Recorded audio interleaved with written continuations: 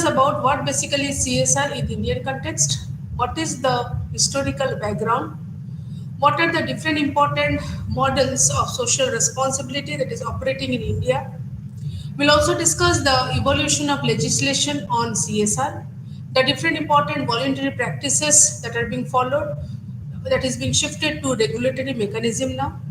We'll discuss about the current trends and practices of CSR in India, and we'll also discuss the different CSR initiatives adopted by Indian companies. So starting with what is the how this evolution of philanthropy and CSR is being incorporated in India. We'll start with the historical period, that is the ancient and the pre-industrial period. We have religious movement motivation. In this religious motivation, there was philanthropy in ancient India, which was primarily driven by different religious values and practices. In the merchants' role, the merchants played an active role in contributing towards the societal welfare, and also they addressed the natural calamities such as we have the famines, we have the floods, we have the droughts, so on and so forth. This is how the things were carried out during the ancient and the pre-industrial period. Then came the colonial era. In this colonial era, there are different important contributions of the industries wherein the industrial families began to play a very significant role in philanthropy, supporting various social causes and also contributed towards development initiatives. Next came the independence movement. Under this independence movement, there was a concept that is being put forwarded, which is called as trusteeship concept, put forwarded by Mahatma Gandhi, wherein he urged the industrialists to contribute towards the building of the nation and towards the social development, and also emphasize the moral responsibility of the wealthy people, and wealthy people here are the industrialists. After independence, public sector dominance came into picture, wherein initially the public sector undertakings took the lead in the development, while the private sector played a secondary role.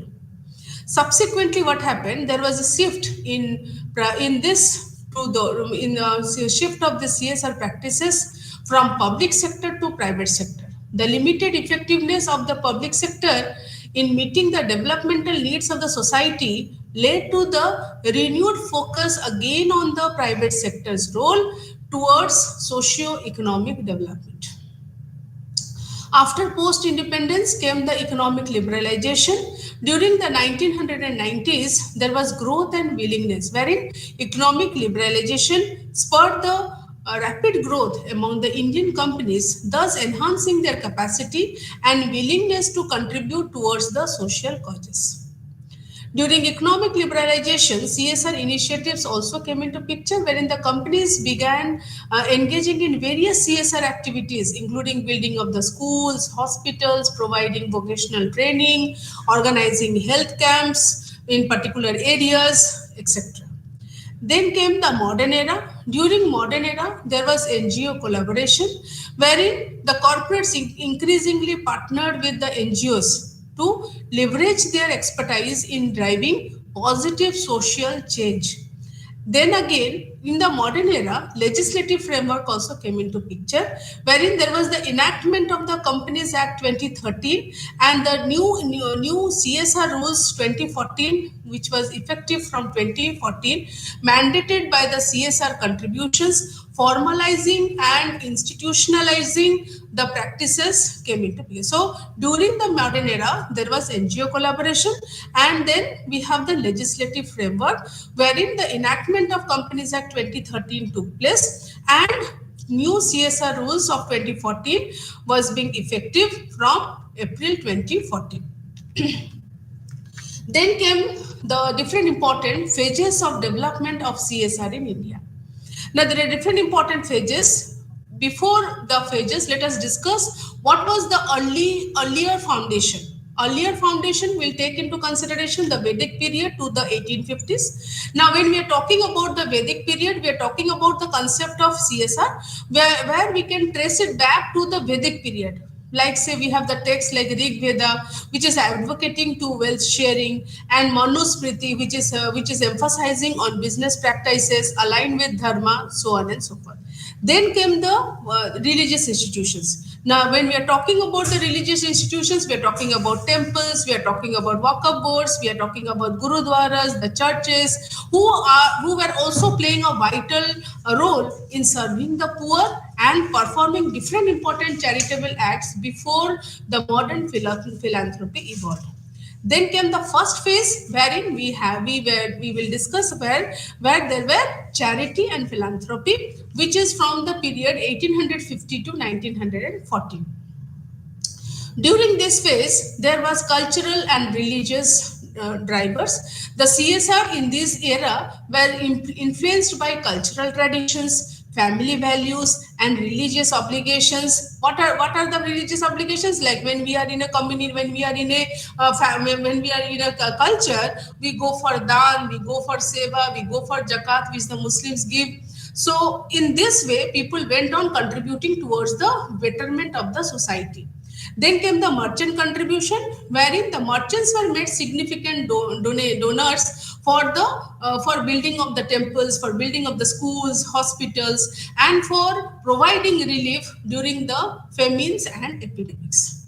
Then came the industrial pioneers, where only industrialists like the Tatas, the Builders, the Godrej, they contributed significantly towards the CSR, but often had business, community, and political motivation. So donations were made by them without long-term impact consideration. Now, when we are talking about this Vedic reference, we were talking about the Rig Veda, which is advocating to wealth sharing and Manusmriti. And then when we are talking about religious institutions, we were talking about this temples, wakafs, and gurudwaras, and so on. Now came the second phase, which is called as the social development. The social development phase took place from 1914 to 1960.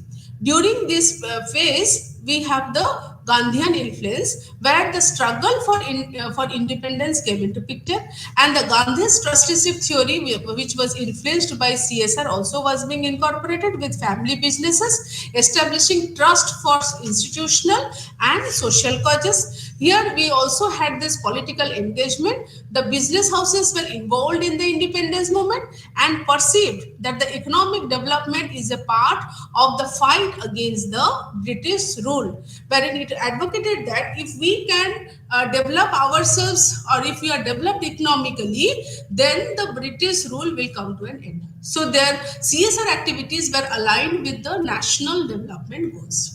This is the social development, which is from 1914 to 1960. Then came the third phase, which incorporated the mixed economy, which is from 1960 to 1980, wherein we have two important aspects. One is the state dominance, second is there is a shift in expectations. Now, when we are talking about the state dominance, we are talking about the post-independence era, we are talking about the state-led development. We saw the rise of different public enterprises and increased regulations. So corporate self-regulation was now being replaced by heavy regulations and the license.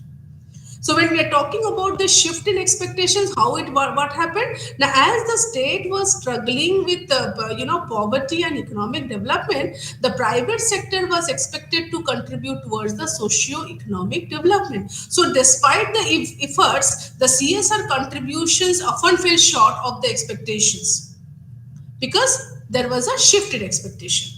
Next is the phase 4, wherein we address the modern CSR, that is from 1980 to the present scenario.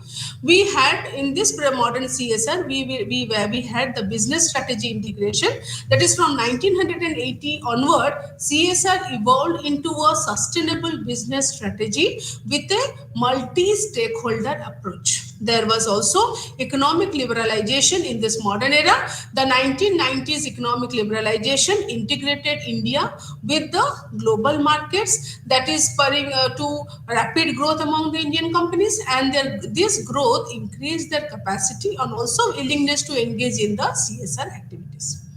Then came the global standards, wherein the Indian companies, particularly those who are into production and export, comply with the international labor and the environmental standards, reflecting a more global perspective on the CSR. Now we will discuss the different important models of social responsibility which is operating in India. So when we are talking about the models of CSR in India, the first important model we will be discussing is about the ethical model. When we talk about the ethical model, we talk about this as the Gandhian model of trusteeship. Now, what is the philosophy? It is based on the Mahatma Gandhi's principle that the wealthy should use their resources for the welfare of the poor and underprivileged, such that there will be an equilibrium maintained in the society, and thus we can contribute positively towards the society. So this philosophy is basically the philosophy of the Mahatma Gandhi's principle. Now, what is the core idea? That the surplus wealth that is being produced should be managed in trust for societal benefit, and the businesses should be economically viable while upholding ethical values to create sustainable livelihoods. What is the goal? Goal is to transform an unequal society into an egalitarian one, with corporations playing a key role in social reform, wherein governance and finances were well managed. This is the first important model of CSR in India, which is called as the ethical model. Next important model that emerged is the statist model. It basically emerged with the India's adoption of socialist and mixed economy policies, which was under the Jawaharlal Nehru. What are the characteristics of this model? Now, corporate responsibilities were shaped by state ownership and legal requirements, which included what? It included the labor laws, the management principles that is to be followed by the organization. Now, what is the current relevance? There are different important public sector companies largely continue to follow this model, which emphasizes on the state-sponsored corporate philosophy. Now, next important model is the liberal model. The liberal model is being put forwarded by Milton Friedman. The principle of Milton Friedman is the corporation's primarily responsibility is to increase profit, while only earning not only profit, rather the company has to adhere to laws and the ethical standards, engage in social responsibility activities in view as a distortion of economic freedom. Now, when we are talking about this, it contains that executives should focus on profit maximization within the rules of fair competition and should not divert the resources to the social causes without clear benefits to the shareholders. Next is the stakeholder model that is being put forwarded by Edward Freeman. The philosophy being the company should prioritize the welfare of all the stakeholders. Stakeholders include the shareholders, the employees, the consumers. And what is the benefit? Now, the responsiveness to the stakeholder concerns enhances a company's resilience and thus long-term performance, benefiting from both the firm and the society. Now we'll discuss how this evolution of a legislation on CSR took place. That is from voluntary practices, how it was being shifted to the regulatory mechanism. When we are talking about the voluntary practices, we will now in this discuss about the national voluntary guidelines which are being followed on social, environmental and economic responsibilities of business. So now we'll discuss how this evolution took place, wherein the voluntary practices which was being followed by the industries are now converted to a regulatory mechanism which each and every company has to accept. So when we are talking about this, we are talking about the issuing authority. Who is the issuing authority of this of this mechanism, regulatory mechanism, the issuing authority is the Ministry of Corporate Affairs. Now, what is its purpose? Its purpose is to guide the companies in aligning their operations with the national policies, because a company, in order to become sustainable, has to accept the policies which are being followed in a national in a national wide, and that policy should which are on inclusive growth and climate change. So the purpose of this particular this regulatory mechanism that is being followed by the company, from voluntary practices to regulatory mechanism, is to guide the company so that they can align their operations with the national policies. And why are we going to do that? In order to bring about sustainable development as through inclusive growth and climate change. What is the objective? The objective of this particular element is to assist the businesses in formulating the objectives while considering their impact on the stakeholders and the environment. Now, when we are talking about this, we talk about the 9 important principles under it. The first important principle is ethics, transparency, and accountability. When we are talking about businesses has to be carried out. You deserve a better son. There should be transparency. And suppose we are responsible for a particular work to be undertaken, then we should be accountable for that. So what it is telling, that the businesses should operate with integrity, it should operate with transparency, and the businesses should take accountable of all the activities that are being undertaken. Second important principle is the safe and the sustainable products. That means it provides goods and services. That is to provide the goods and services which are safe and is contributing towards the sustainability throughout their life cycles. Third important principle which is to be followed is the employee well-being, which is very important. When we are talking about the employee well-being, we are talking about the fact that we should promote well-being of all the employees. Well-being means we should ensure their health, safety, and development in the organization where they are undertaking their businesses. Fourth important principle is the stakeholder responsiveness. Now we have to take the responsibility of the stakeholders, because stakeholders are the people who are responsible for undertaking who are responsible for the businesses, and we can't deny their position, we can't deny their contribution into the organization. The fifth important element is the human rights. That is, we need to respect and promote human rights across all the operations and all the interactions during the business activity. Next important element is the environmental protection. When we talk about the environmental protection, we talk about the respect, we talk about protection, and we also talk about the different important efforts that are to be made to restore the environment, thus aiming for sustainable business practices.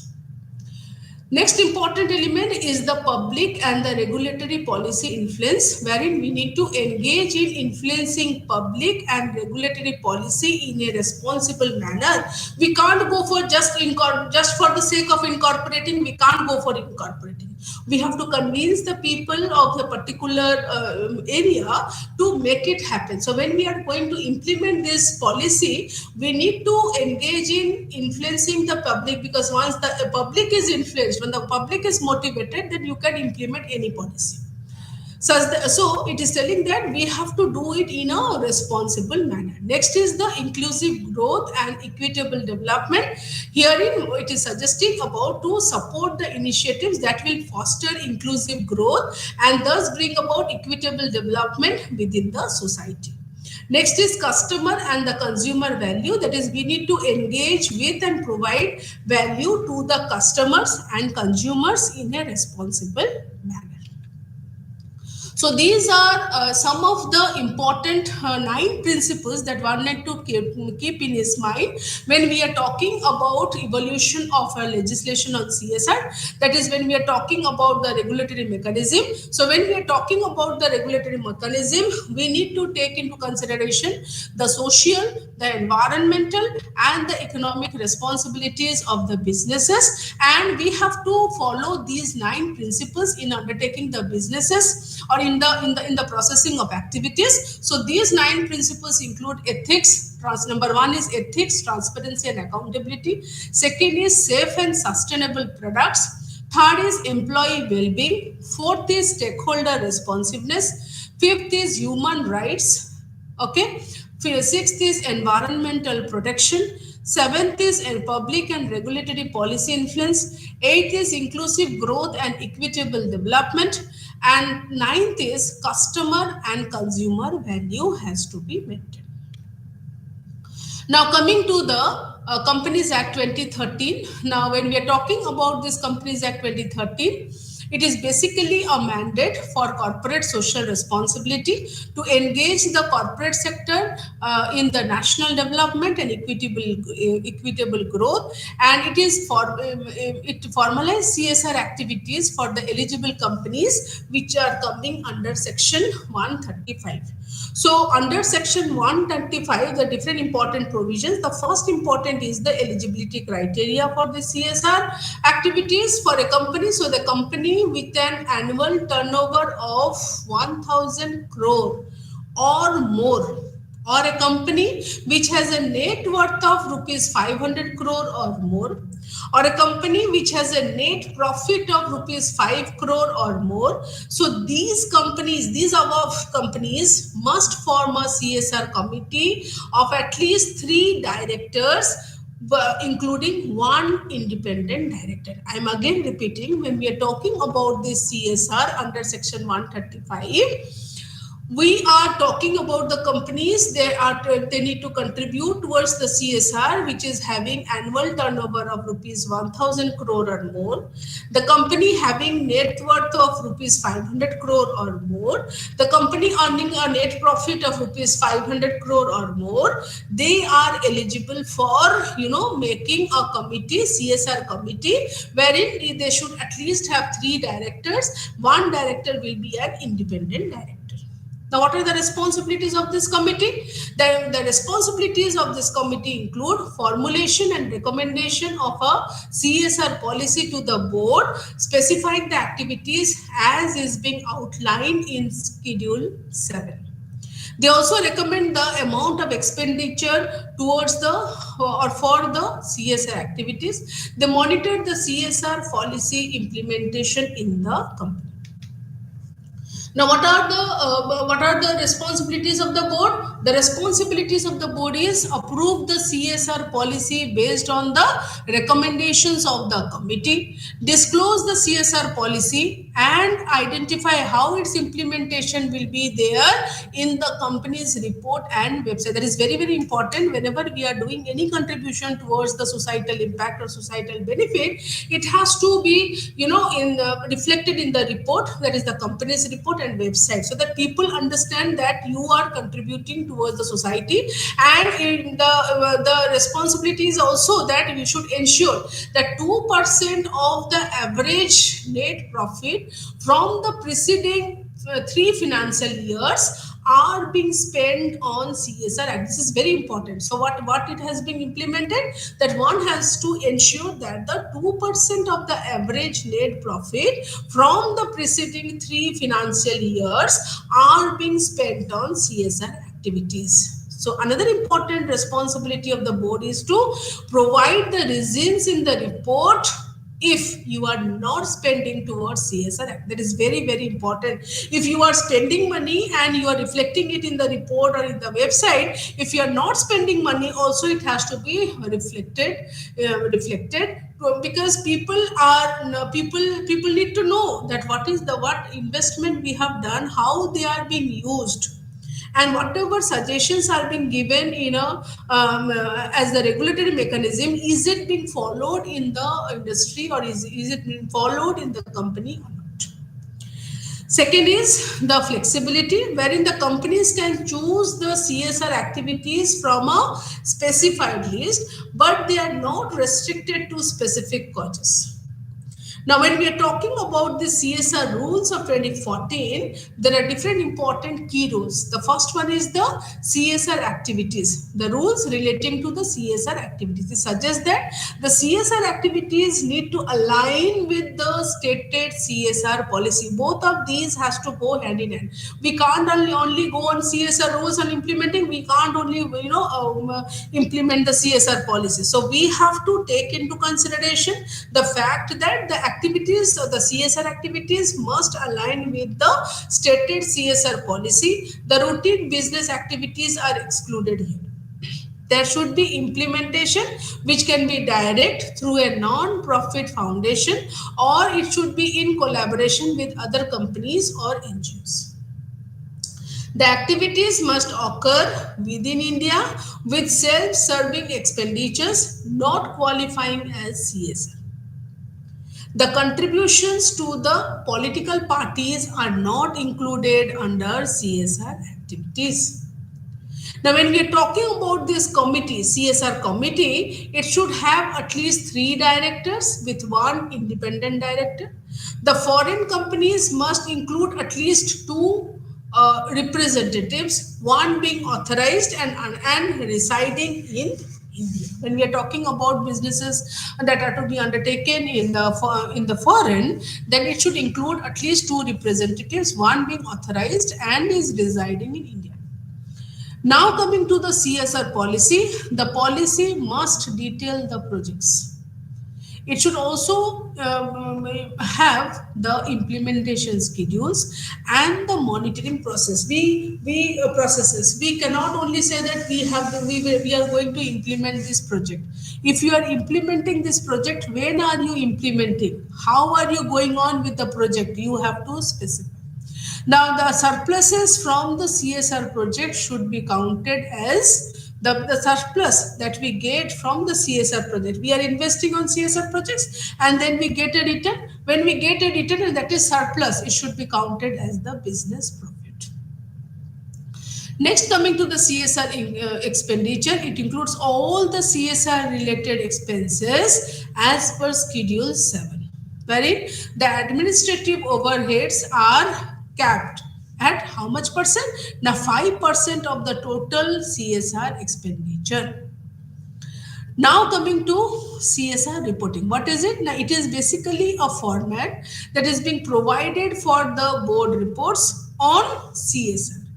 It includes the reasons for less than 2% expenditure and compliance statement. Suppose a company is not contributing its expenditure, that is the 2% of the expenditure.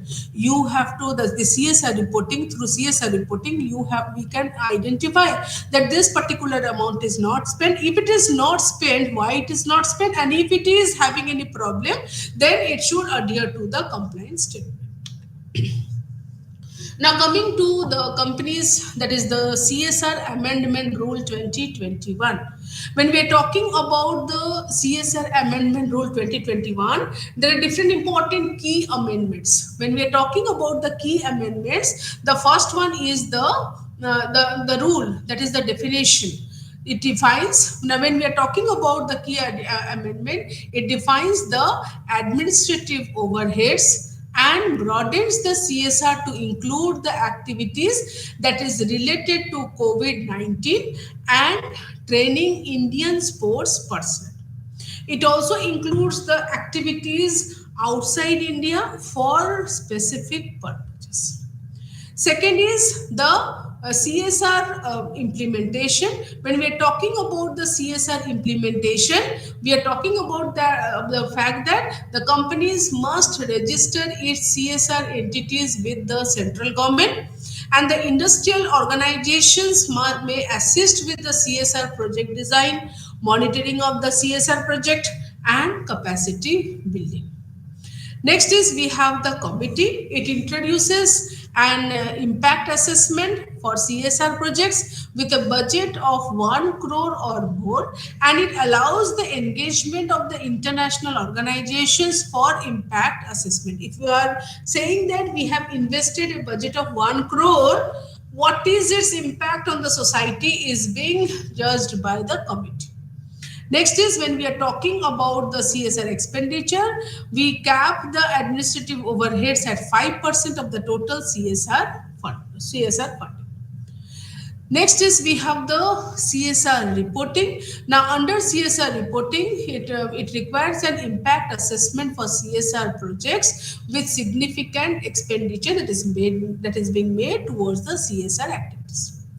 Next is whatever activities we are doing, we need to display it. That is the mandate. It mandates the disclosure of the CSR committee composition, the policy of the CSR, and the approval of the different projects, and that should be well replicated. That should be well represented in the company's website. Next important rule is the transfer of unspent. Suppose you have the fund, you have got it, and certain amount is not being used. So the excess of CSR spending is to be carried forward as the credit for the future CSR obligations. Now, in the previous slides, we discussed about Schedule 7. What is Schedule 7? It is basically for CSR activities. So when we are talking about CSR activities, the first and very important element is what is the important CSR activity? That is eradicating extreme hunger and poverty, promotion of the education, promoting gender equality in the society and empowering women, that is women empowerment, reducing child mortality and improving the maternal health, combating the diseases like the HIV or AIDS and malaria, ensuring the environmental sustainability, ensuring vocational skill among the people in the society. Social business projects need to be incorporated, contributions to relief funds and socio-economic development. Now, when we are talking about this CSR activities, we are talking about how are we going to contribute towards the society through all these activities that we do for the CSR. Next is the corporates now are willing to integrate the CSR into the corporate strategy. When we are talking about these, we are talking about the strategic integration, we are talking about the sustainable investment, we are talking about the holistic approach. So when we are talking about the strategic integration, we are discussing that CSR is now transitioning from a philanthropic activity to a core component of corporate strategy. When we are talking about this investment into the CSR, the companies are viewing CSR as an investment in building sustainable societies rather than just going for charitable thing. Now we are also discussing about this holistic approach where the CSR is being incorporated into overall corporate strategy, aligning with the business objectives and decision making process. Now what are the implications? Then the companies will go for strategic alignment, wherein the companies will develop integrated strategies that is aligning the CSR with their business goals. So what will be the impact? Now it will enhance the long-term sustainability and thus effectiveness of the CSR initiatives. So companies now what they will do, they will engage in long-term partnerships with the NGOs. How are they going to do that? The companies are increasingly recognizing the value of long-term partnership with the NGOs, thus leveraging their expertise in various developmental sectors.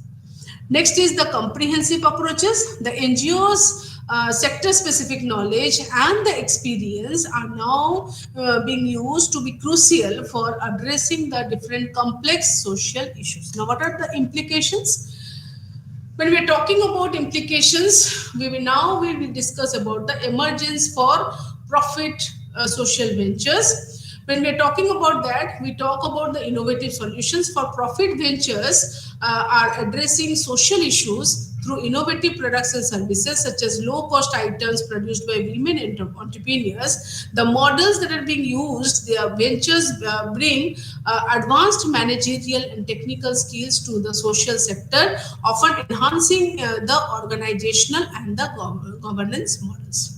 Now, what is the implication? And the hybrid approach, wherein for-profit social ventures will complement traditional non-profits, thus introducing new methodologies and efficiencies. Next is the market-based solution, wherein the business model will provide scalable and sustainable solutions for the social challenges. Coming to the technological and the innovation in CSR, the technology is transforming the social sector by improving the efficiency, maintaining transparency, and data management practices. It is also providing the data-driven insights, wherein the technology is helping both the corporates and the NGOs assess and align with the ethical values with actions through better data collection and analysis. Now, what is the implication?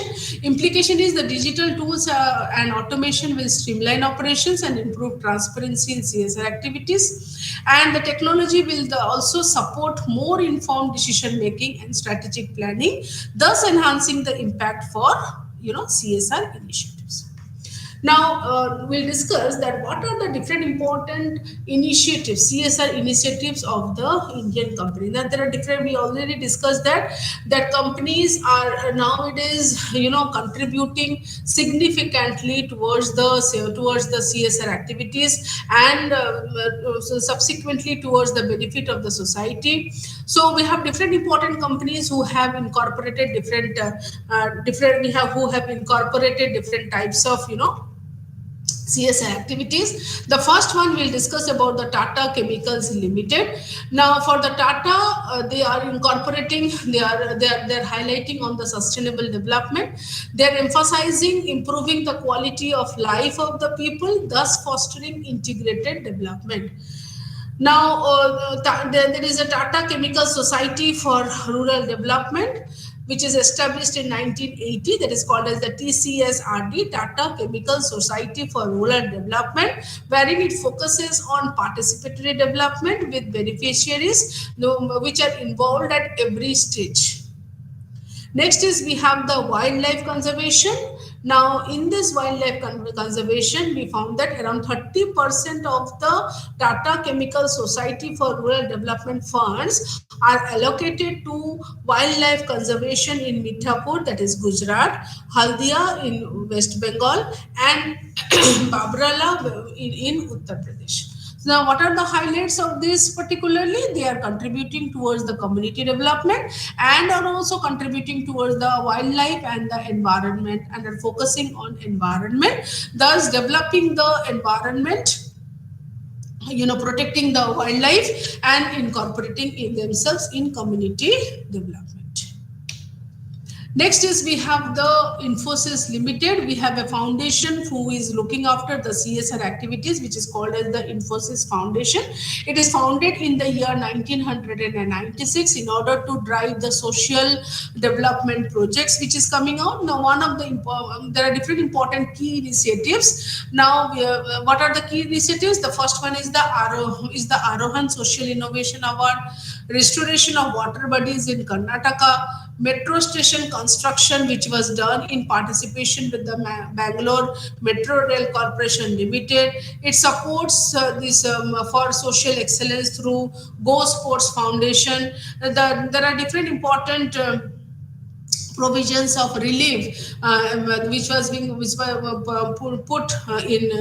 was being given in Tamil Nadu, Karnataka and Kerala. Now, what is the highlight of this particular foundation is they concentrated on innovation and infrastructure support. They also contributed towards relief, providing relief during calamities and contributing themselves towards the community development. This is the Infosys Limited. So when we are talking about Infosys Limited, the CSR activities was being undertaken by Infosys Foundation. There were different important awards, like say we have the Arohan Social Innovation Award, like say we have the restoration of water bodies in Karnataka, metro station construction, which was done in collaboration or in partnership with the Bangalore Metro Rail Corporation. There was support for sports excellence through Go Sports, and relief efforts were being provided in Tamil Nadu, Karnataka, and Kerala. Next company is the Bharat Petroleum Corporation Limited, that is the BPCL. This focus is on holistic education, wherein it emphasizes on technology and infrastructure. It emphasizes on technology and infrastructure. The national projects that are being that are being incorporated is this BPCL's participation in Swachh Bharat Abhiyan, wherein there is a creation and maintenance of toilets and waste management initiatives. Next is we have the Indian Oil Corporation Limited. Indian Oil Corporation Limited focused on social development. The projects were targeted towards the marginalized and unprivileged sections. What it included? It included the areas like providing safe drinking water facilities, providing healthcare and sanitation to the people, providing education and vocational skills for the development of the people, and then we are also empowering the women and the backward groups. Now, what is the highlight here? How highlight is providing water and sanitation, and also providing education and skill development to the people. Next important company is the Hindustan Unilever Limited, which is the HUL. It again also focused on sustainable development, sustainable growth, wherein it reduces environmental footprints and enhances social impact. There are different important programs that are being undertaken by HUL. The first one is hand washing behavior change program. Second one is plastic waste management, etc. Next important company is the Mahindra and Mahindra Limited. The company focuses on Nanhi Kali program, wherein it provides educational support to underprivileged girls. Nanhi Kali program is basically focusing on providing educational support to the underprivileged girls. Next important initiative of Mahindra and Mahindra is the Lifeline Express, where hospital on train was being offered, wherein medical care and surgical intervention took place. Next is Mahindra Haryali, where the company planted 0.95 million trees to improve the green cover in that area and biodiversity. So here, Mahindra and Mahindra, the CSR activity included education for girls and providing healthcare and environmental sustainability programs. Next important company that we'll be discussing about for the CSR activities is the Vedanta Limited. Here the focus is on diverse projects, which covers 10 thematic areas that included health, education, and empowerment. Next is the Nandghar project, wherein it rebuilds the Anganwadis to support the child health, such that such that the children will get good health along with their studies and learning, and empowers women. So here the highlight is on rural health and education. It also highlighted on learning and empowering women. So in general, it is telling that whenever we are talking about CSR, we have to keep in our mind that the companies must protect themselves if they are they can protect themselves if they are having their CSR activities very strong. So again, we're discussing about the different important companies that are initiatives, so that it again becomes clear that first and very important company is the Tata Chemicals Limited. It focused on sustainable development. This company emphasized on improving the quality of life and thus on fostering integrated development. And it was established in 1980, and then its primary focus was on participatory development along with the beneficiaries that were involved at every stage.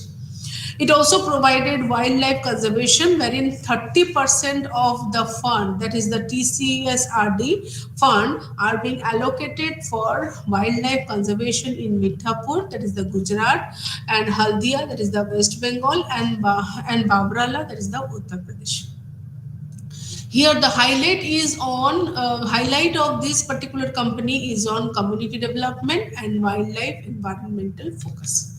And we also discussed about the Infosys. The focus, Infosys is basically having a foundation which is called as the Infosys Foundation, which is incorporating the CSR activities. It is founded in the year 1996 in order to drive the social development projects. There are different important key initiatives. The first one is the Arohan Social Innovation Award, restoration of the water bodies in the area of Karnataka. Then we have the metro station construction work, which was done in partnership with the Bangalore Metro Rail Corporation Limited. Support for sports excellence through Go Sports Foundation. Relief efforts are being provided in Tamil Nadu, Karnataka, and Kerala. So the main highlight is on innovation and infrastructure support, and also providing relief and going for this community development program. Next important company we will be discussing about the CSR is the Bharat Petroleum Corporation Limited. It focused on holistic education by emphasizing on technology and infrastructure. It also focused on national projects, like say the projects wherein it participated in Swachh Bharat Abhiyan, creation and maintenance of toilets and waste management initiative. So main highlight is how we need to develop develop the people through technology, and how different important programs that is provide different important programs like say Swachh Bharat Abhiyan, or you may say that waste management initiatives could be done so that people's hygiene can be maintained. Next important company that we already discussed is also on the social development, that is by IOCL. The projects were targeted towards the marginalized and the underprivileged sections. The key areas included the providing safe drinking facilities to the people, healthcare and sanitation, education and vocational skills, women and backward groups empowerment. So main highlight was on water and sanitation. Next important highlight is providing education and skill development. Next important company that is contributing towards the CSR is the HUL. The focus here is on sustainable growth, reducing environmental footprint, and reducing environmental footprint and enhancing social impact. So different important programs were being conducted by HUL, like say hand washing behavior change program, and plastic waste management. That is, they contributed towards how whatever plastics that are being collected through in the waste, how it could be managed well such that it does not pollute the environment. Next is we have the company called as the Mahindra and Mahindra. Its focus was on Nanhi Kali program, wherein providing the educational support to the underprivileged girls. It also went for providing Lifeline Express. Lifeline Express is basically the hospital was being provided on train, offering medical care and surgical intervention. Now there were certain areas wherein the people cannot go to the hospitals for the treatment, so the provided hospitals on the train, all the facilities that are there in the hospital were being provided on the train, so that the people who are ailing can get the services, and also surgical intervention was there. Next is the Mahindra Haryali, wherein the company contributed towards planting of the trees to improve the green cover of that particular area and thus contributing towards biodiversity. Here the highlight is basically on education of the girls, and also it contributed towards healthcare and environmental sustainability. Now coming to the Vedanta Limited, it covers 10 thematic areas like health, education and empowerment. And it also has provided with the Nandghar project wherein it rebuilds Anganwadis to support the child health and learning and empowering the women. So main highlight here is on rural health and education, and also providing support for the women empowered, because they feel that if the women are empowered in a particular area, then it can contribute significantly towards the development of that particular area. Now in this chapter or in this module, we also discussed about different important eligible CSR activities which are put forwarded in Schedule 7, that is eradicating extreme hunger and poverty, promotion of education, promoting gender equality and empowering women, reducing child mortality and improving the maternal health, combating the different important diseases like say we have the HIV, AIDS and malaria, ensuring environmental sustainability, enhancing vocational skills, then incorporating different important social business projects so that they can contribute towards the societal benefit. And next is the contributions towards the relief funds and the socio-economic development. Now, we also discussed about the companies amendment rules 2021. Now, when we are talking about this companies amendment, we are talking about the administrative overheads and broadens CSR to include the activities that is related to COVID-19 and training Indian sports personnel. It also included activities outside India for specific purposes. So the companies must register to CSR and it entitles with the central government, and international organizations can also assist with the CSR project design, monitoring and capacity building. It introduces the impact assessment for CSR project with a budget of rupees 1 crore or more, and allows the engagement of the international organizations for impact assessment, because when we are investing a particular amount, that should be well depicted if this particular amount is being invested properly or not.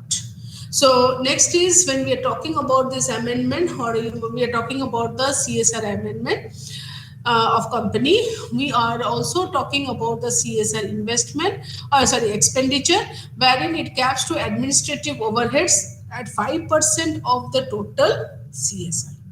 Next is we have the CSR reporting, wherein it requires impact assessment for the CSR projects with significant expenditure. If you are going for impact assessment of the CSR projects, you can very well understand that in which area what amount is being used and how it is being used significantly. Next is the display of the CSR activities. It is not that you will be doing all the things in a silent manner when you are contributing towards the society. That is, it is telling that whatever activities or whatever CSR related activities are being done, the mandates, it mandates the disclosure of the CSR committee composition, the policy and the approved projects on the company's website.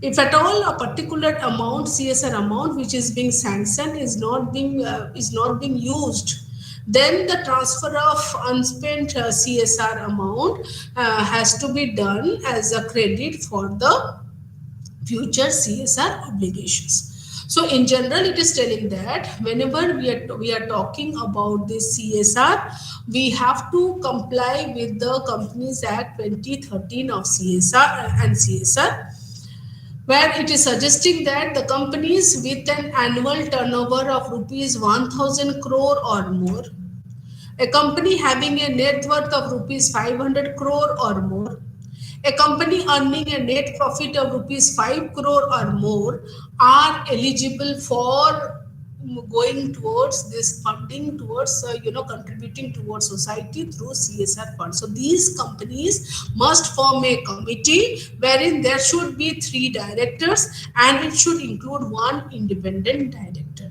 There are different important roles and responsibilities of the particular committee that we have also discussed. So when we are talking about this particular CSR in India, we are talking about the different important period. We spoke about how this CSR is being incorporated. What are the different important things before this regulatory framework? How people were contributing towards the society beforehand when there was no regulatory framework. What are the different important period that we discussed? So when we are talking about the CSR in India, we spoke about the historical background before and how the things were done. We also discussed the different important models that are operating in India towards social responsibility. We discussed how this legislation on CSR was being evolved from voluntary practices that are being followed by the companies towards the regulatory mechanism that is being incorporated in a national level.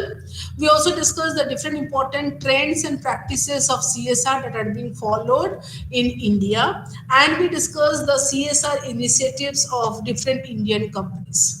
When we are talking about the history, we spoke about the evolution of philanthropy and CSR in India.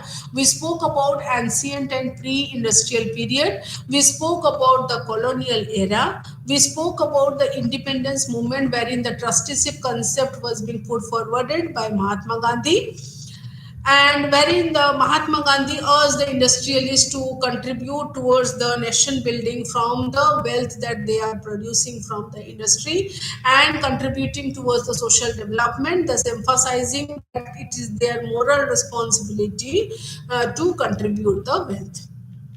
We also discussed about the post-independence era. Before independence, what happened, how the CSR activities were being done, and post-independence, how things changed. We spoke about the economic liberalization, which contributed towards the growth and willingness, and we also discussed about the CSR initiatives. Now, in modern era, how the things are changed. We discussed about the NGO collaborations, because when we are talking about CSR activities, when we come in collaboration with these NGOs, they provide a positivity towards the social change.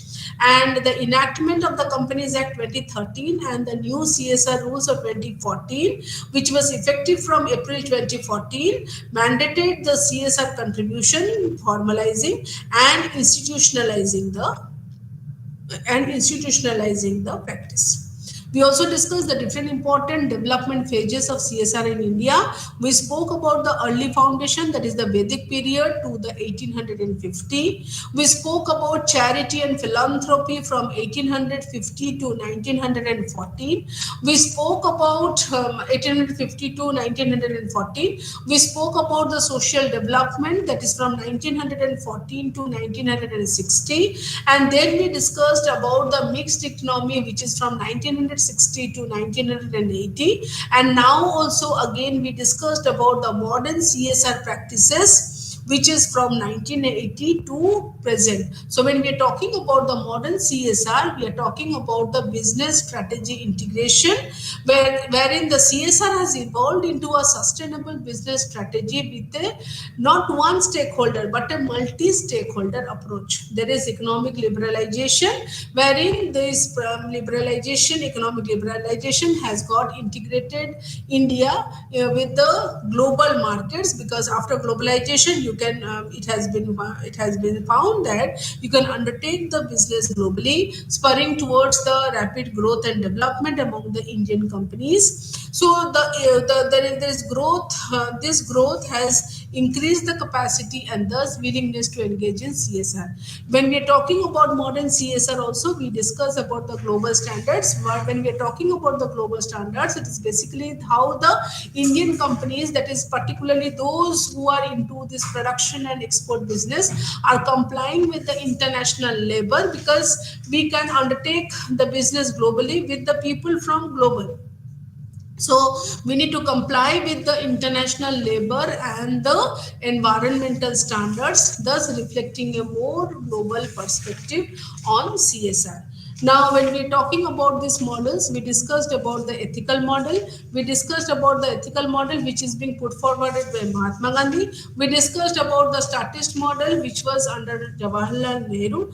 We discussed about the liberal model which was being put forwarded by Milton Friedman. We discussed about the stakeholder model which was being put forwarded by Edward Freeman, so on and so forth. So this is all about what we discussed. So whenever we are talking about CSR that is being incorporated in India, we can't forget the development that took place in our historical period. So because from the history we learn to know how the things has changed, where from the things has emerged. So we have to understand that how the CSR has shifted from mere contribution to regulatory framework, because it has been found that if the things are not legalized, people are not going to accept. If people are accepting and again implementing in the business decisions, obviously it is found that people are mandatorily following it and are contributing more significantly towards the development of the society. This is all about in this particular unit. So we discussed about what basically is CSR in India. We discussed how things changed from the history to the present scenario. We discussed different important models that are operating in India for CSR. We discussed the evolution of how of this legislation of CSR, that is from voluntary practices that are being followed towards the regulatory mechanism that is being implemented. We discussed the different current trends and practices that are being followed for CSR in India. And we also came across different important Indian companies who are contributing towards the CSR activities. And in these Indian companies, we took some of the companies, like say we discussed about Tata Chemicals Limited. We discussed about Infosys Foundation. We discussed about Infosys Foundation. We discussed about Bharat Petroleum Corporation Limited. We discussed about Indian Oil Corporations Limited. We discussed about Hindustan Unilever Limited. We discussed about the contribution of CSR by Mahindra and Mahindra, and we also discussed about Vedanta Limited. So thank you so very much for listening, and I hope all the presentations that are being done is now made clear. We will again meet in our next session. So thank you and have a nice day.